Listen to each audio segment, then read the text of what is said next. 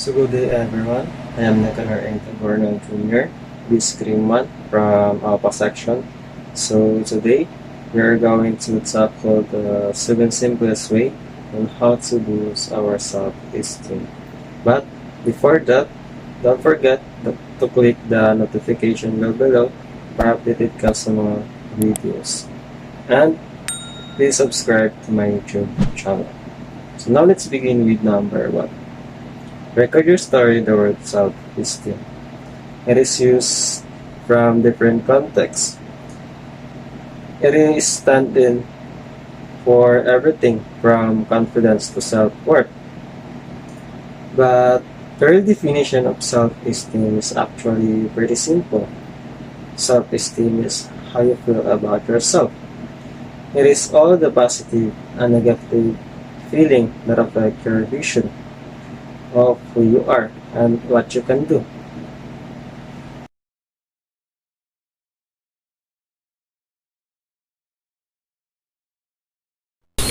But it isn't always easy to figure out who you are. The majority of people feel confused about their identity on a regular basis, and that confusion just breeds more negativity, more feelings of an inadequacy. You don't know how you feel yourself. You naturally lean towards self-criticism because in your head, someone who values themselves. Would you know the reason why? But the truth is you have hundreds, if not thousands of reasons to appreciate yourself, to feel good about who you are. But like most people, you take that positivity for granted. Or let it slip into the back of your mind, fade away from your personality. Instead, you focus on the two negative feelings that keep swirling around in your brain. So, what can you do to bring that positivity back to the surface? What's the best way to reflect on all the reasons why you deserve your own respect? Recording your life story is a fun and therapeutic that countless people have used. Not only does it help you remember what you love about yourself, but telling your story also motivates you to maintain that positivity in the future. But it's not just about reflection.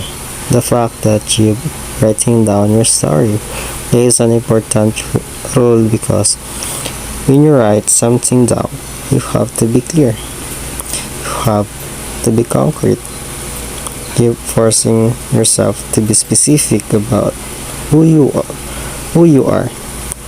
So if you're feeling confused, telling your story can give you the clarity that you're looking for. Number to a point of pride instead of looking back in time. Number 2, a point of pride. Pride instead of looking back in time. You can also boost your self-esteem by setting goals for the future. Okay, just imagine you're an inspiring author, but you've never actually written a book before. You've written plenty of short story, but you've always been too scared to try something bigger. Maybe you're worried going to fail, or you're just feeling overwhelmed and you don't have enough faith in yourself to take on the challenge. How can you build a self-esteem? You need to accomplish your dreams. Try to set in something called a point of pride. A point of pride is one specific goal that you accomplish in order to prove something to yourself. Going back to our previous example, Your point of pride might be to write one chapter. 32. Because if you can write one chapter, that means you can write another one and another until you finish your entire book.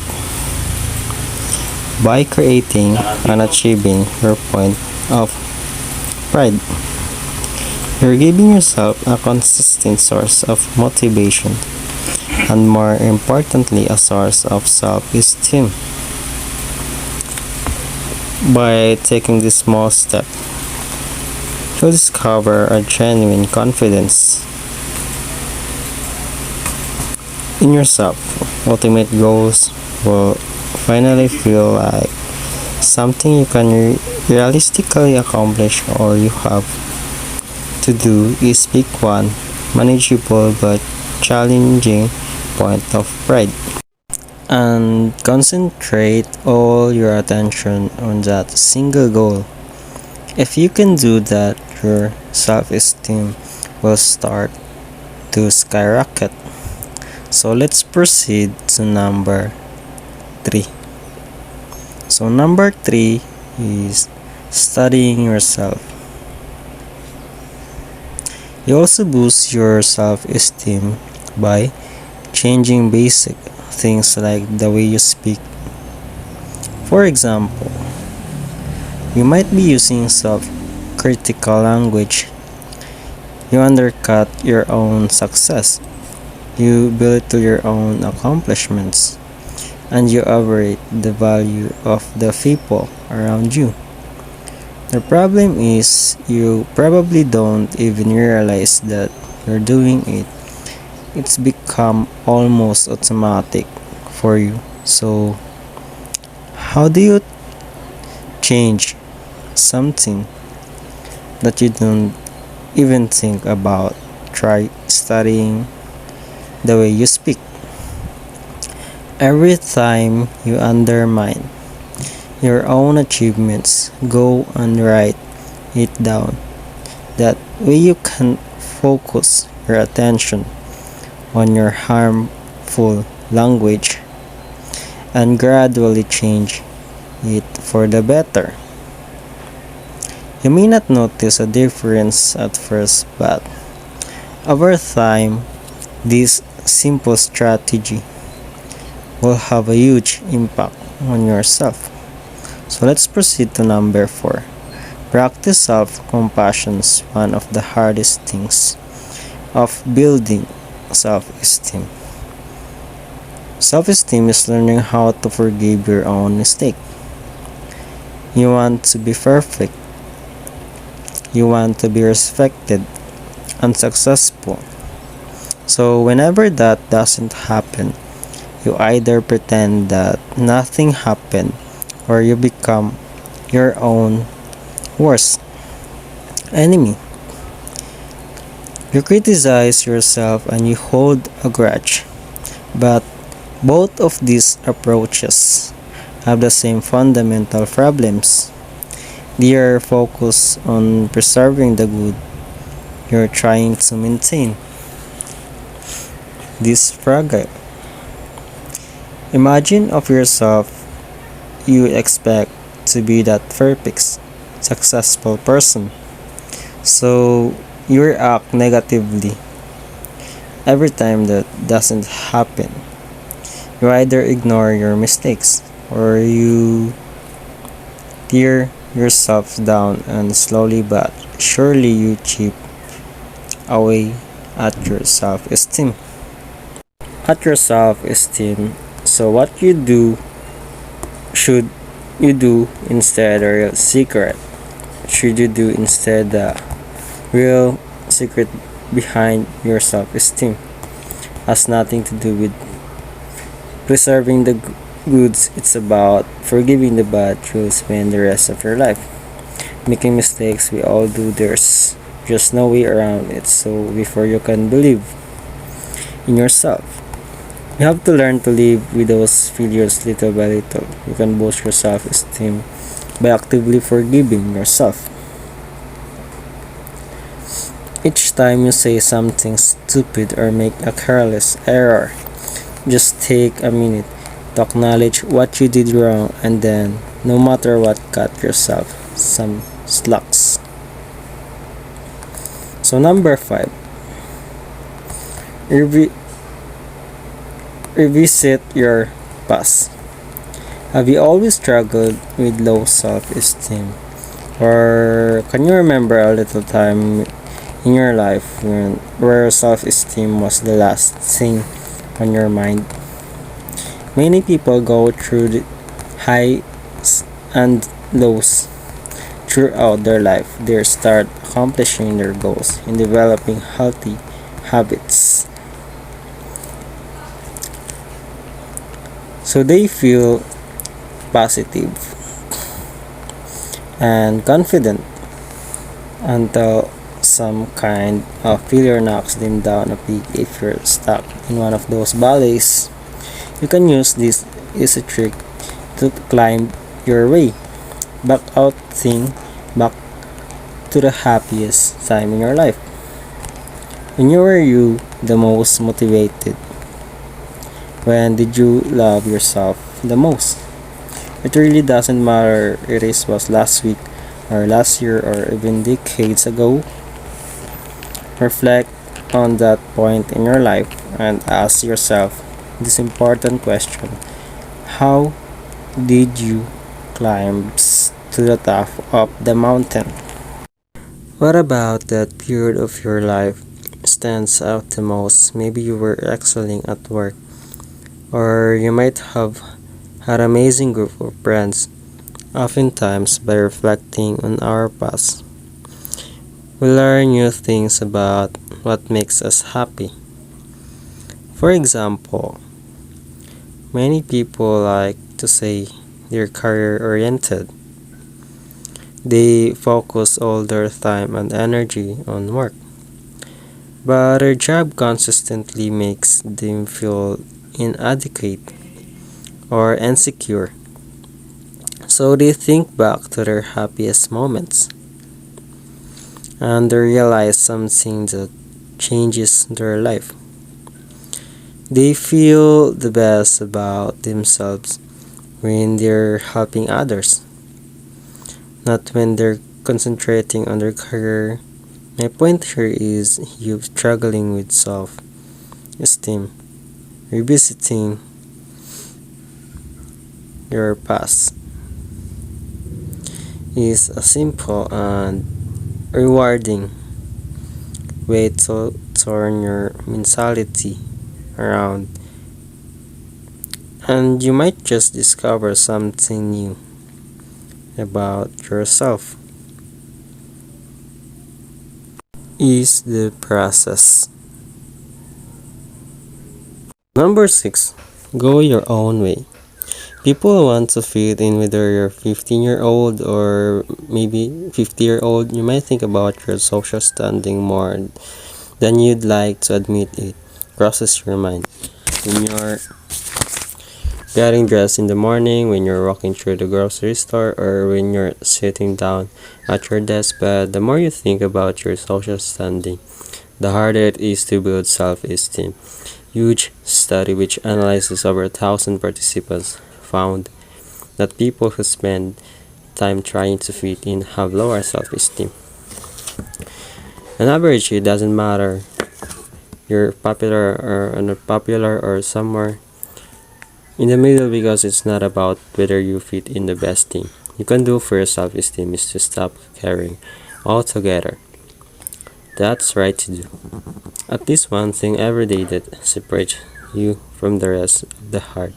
It could be a change in your style or some obscure new hobby. It really doesn't matter as long as you're carving on your own path and you're focused on making yourself happy. You'll discover all kinds of new reasons to cherish your individuality. So, number 7, reclaim your values. If I ask you what things were the most important to you, what would you say For most people, it's not that hard of a question. It only takes a few seconds to prove your values to be, but how long it been since you proved your values to yourself? Even though you know what your values are, they might have faded into the background. Maybe they've gotten lost in your mind, in your usual habits and routines. You might forget to make time for your family, or you may have lost touch with your passion. By reclaiming your values, you can remind yourself who you are. You can remember what makes your life worthwhile. Because that's ultimately where most of your self esteem comes from. When you know yourself and the kind of person that you are, you can learn to like yourself. So set aside some time, or maybe every week,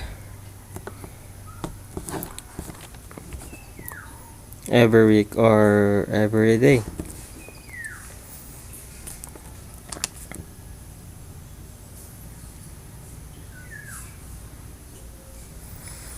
If you can do reclaim your values, make some kind of conscious decision that proves who you are.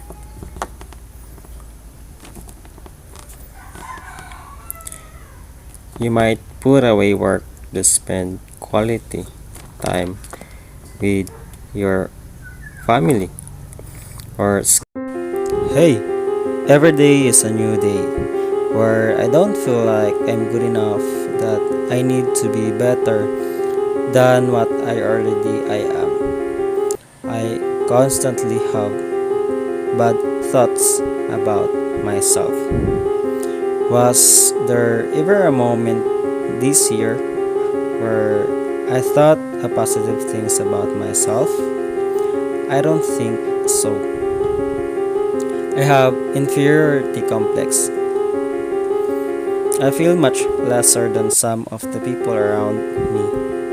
People that make me look like a very simple thing in this world in comparison. And that especially includes a very special friend, which I don't have the courage to name her. I get envious a lot. I always crave and desire what people have that I lack but I want at the same time. It feels so unfair that I can't do or accomplish what they can, and the only thing I can do is sit back and watch them shine, while I'm in the background wishing that could be me also. It frustrates me and makes me sad at the same time.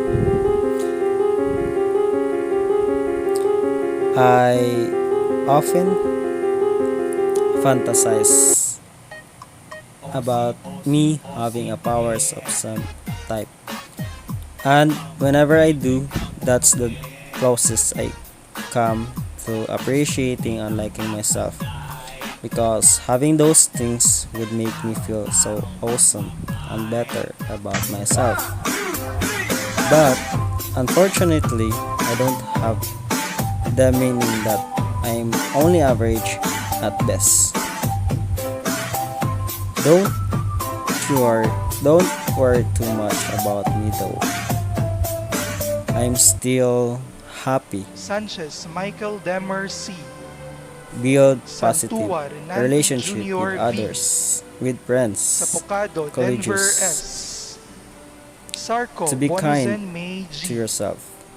Learn to be Servito assertive. Walter Jr. T. Give yourself a challenge. Sereda Barney L. That is the only and the Soronio best thing to Laika do A. to become a Suwangko successful Ivan Zachary person B. eventually. Tabornal Nicanor So Jr. that's all. Thank you.